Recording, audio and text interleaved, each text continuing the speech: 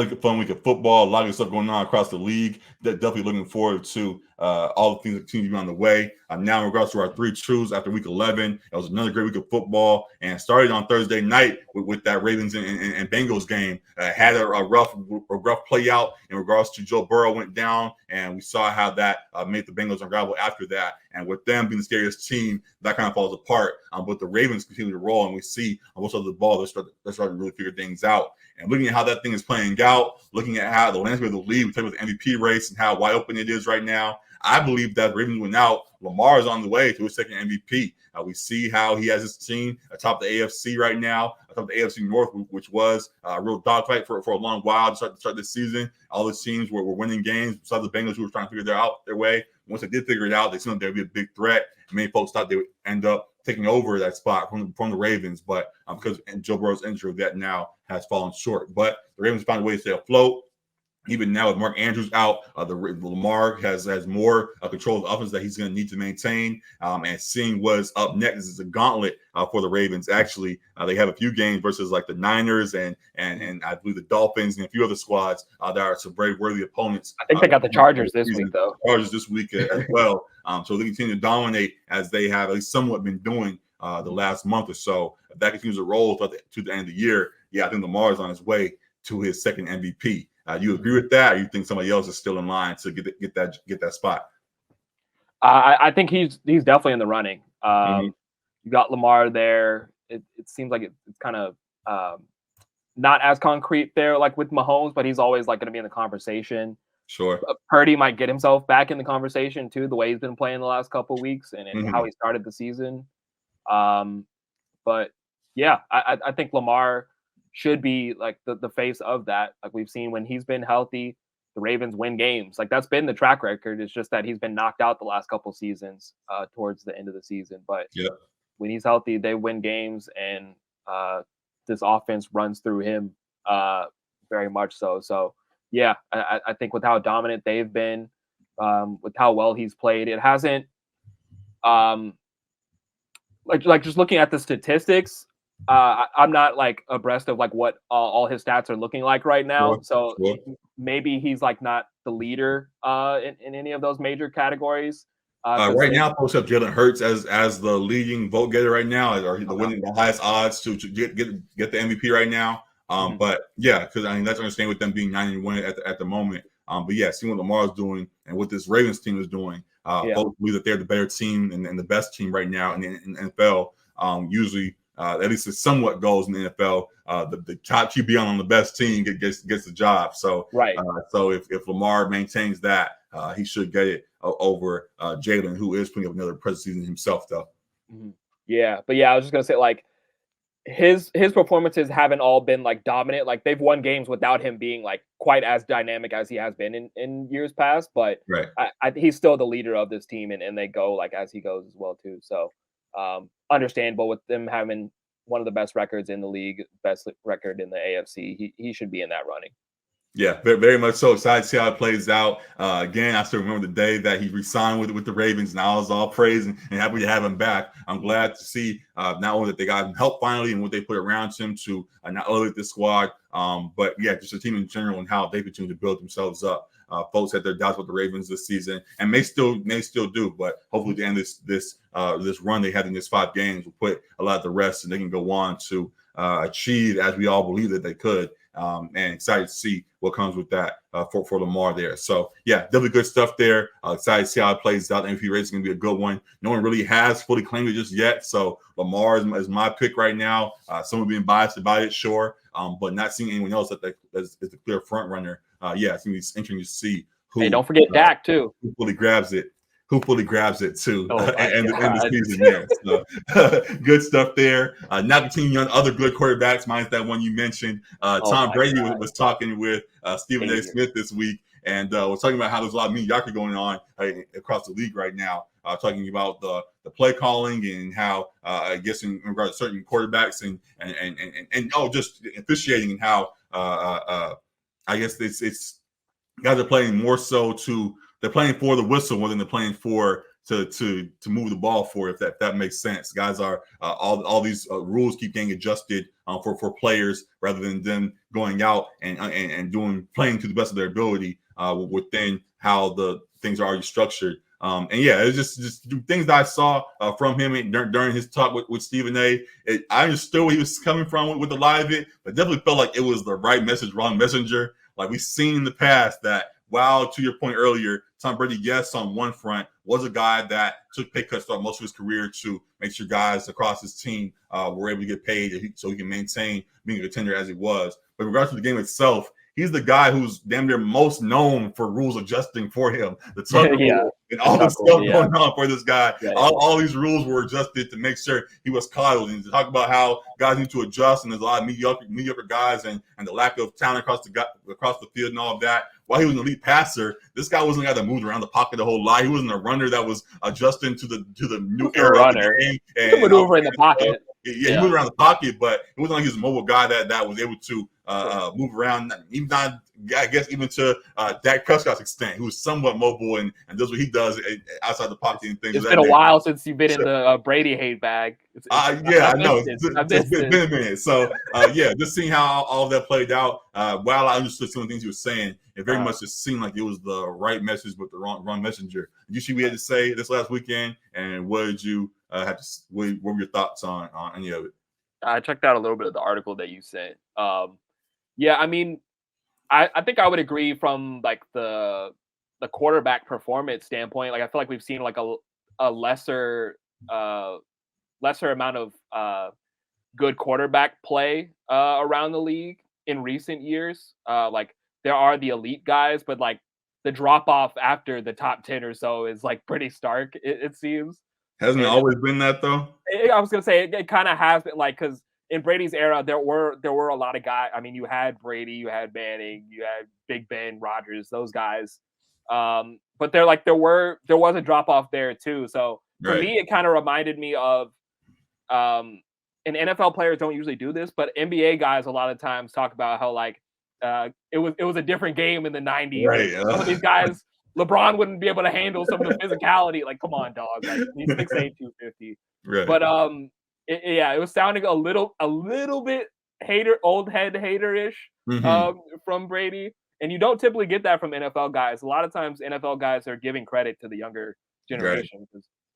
I mean, you could say it's a similar game. Maybe they have gotten a little bit softer with some of the targeting rules and whatever, but I think that's for the betterment of the game as well. So I guess it was to your point, maybe not the wrong messenger, but a little bit of an old head kind of old head-ish. Like a couple of coaches had where I think the coaching isn't as good as it was. I don't think the development of young players is as good as it was.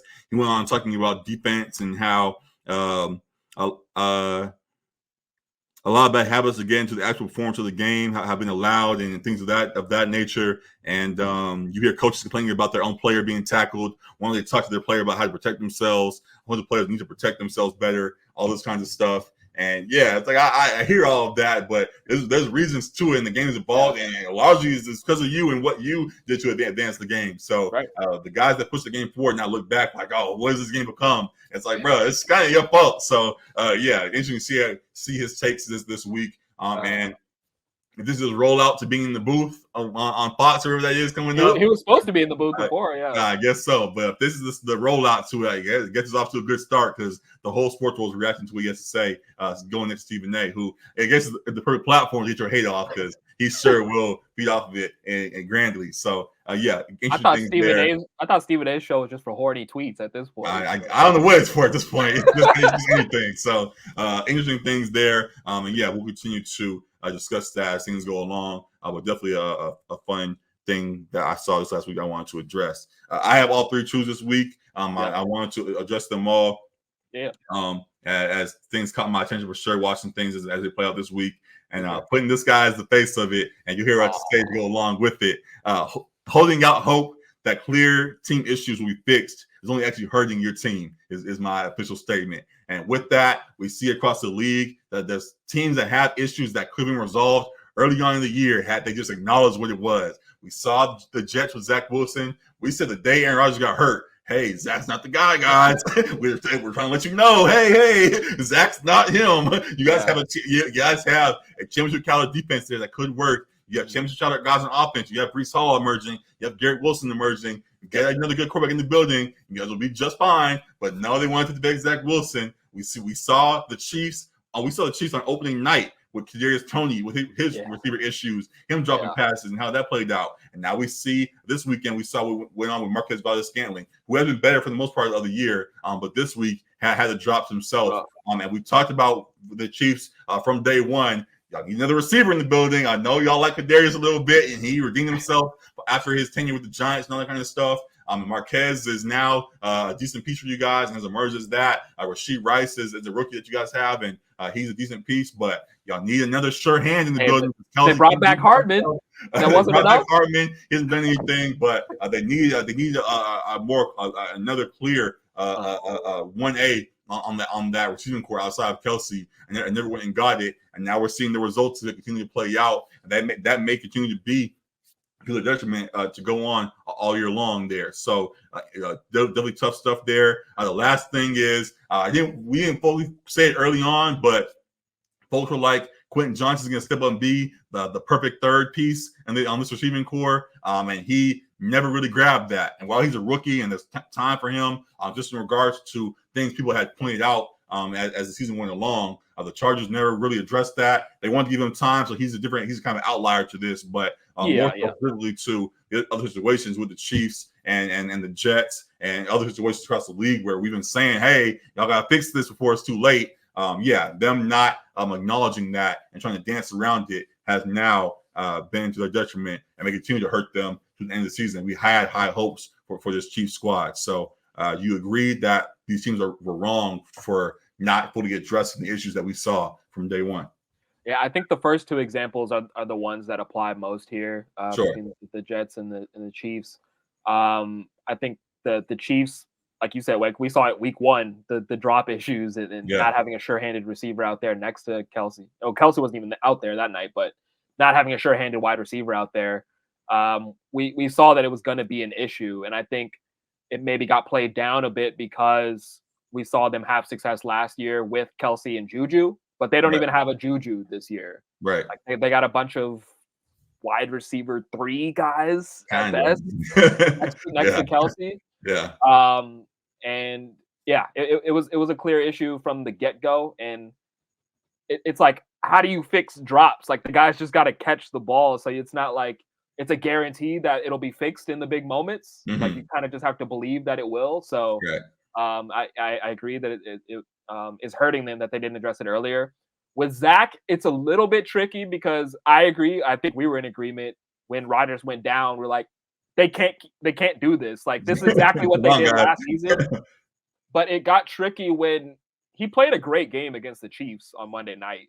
And so like you saw like a flash of what can happen when he takes care of the ball and the defense is playing well and they're getting a good running game. Like you saw what happened when he's playing the good game manager role.